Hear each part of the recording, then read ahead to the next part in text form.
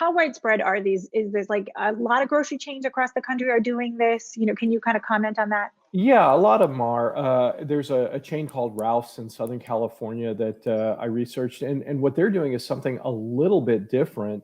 They are just taking, whenever seniors arrive at the store, they're having employees sort of escort them around and help them to find the items that they need. They've got some special stations set up around the store for things like toilet paper if they have it in stock.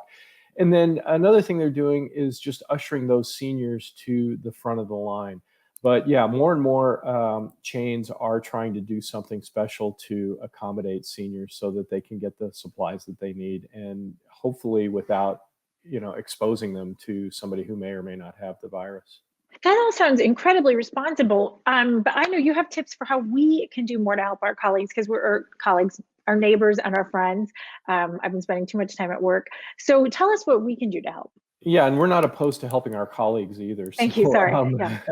yeah, the first one I think, and with this elderly transplant patient that I wrote about, um, you know, i- we need to know our neighbors, and this is now a fairly good time to meet them because at least in my neighborhood, people are out walking dogs, they're walking their kids Mhm. because there's nothing else to do, and so you can keep a safe social distance and meet people.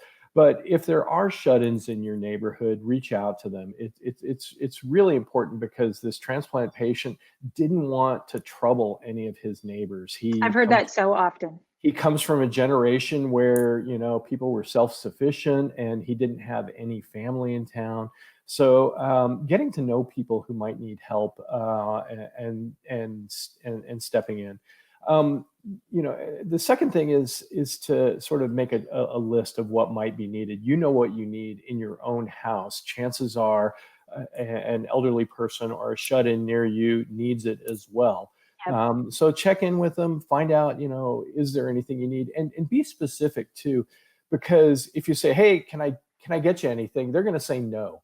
But how are you doing on toilet paper? How are you doing on produce? How are you That's so doing smart. on meat? And if you ask specific questions, you'll get much better answers, and hopefully that'll provide something that you can help with.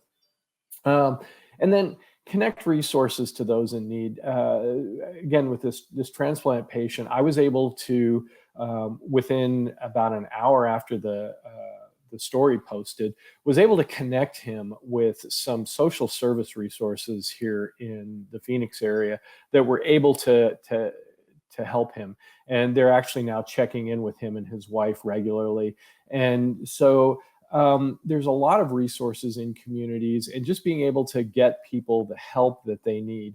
And as a positive consequence of that, I had over 40 emails from people who wanted to help this guy, and he had gotten help fairly quickly. So I was able to refer all those people to the agencies that depend on volunteers to reach out to the elderly and shut-ins in our neighborhood. And a That lot is of so people did volunteer. heartwarming.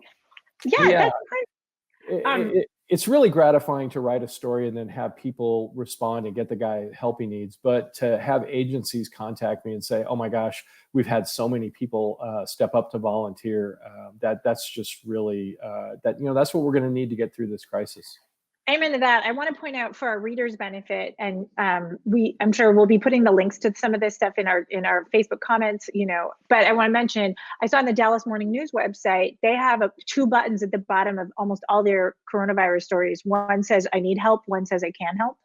And I thought that was like such responsible journalism. I know at the Arizona Republic, we just published a list of 170 state organizations, nonprofits, and agencies that can help you. So if you're watching right now and you feel like you need help or you're not sure who to call, I, we beat this drum all the time, but for sure go to your local publication because those newsrooms are rounding up help and resources, and they're printing them, they're putting them online, they're putting them in their social chat. So if you need help, people like John and our colleagues across the network are like looking for ways to connect you with that help. So That's what we do as local so powerful. journalists. We connect people. We make connections in our communities. We live in our communities, and we want them to prosper. And so that's that's what we do. Hey, thanks for watching. If you like this video, check out these other videos from USA Today to stay up to date with all the latest news.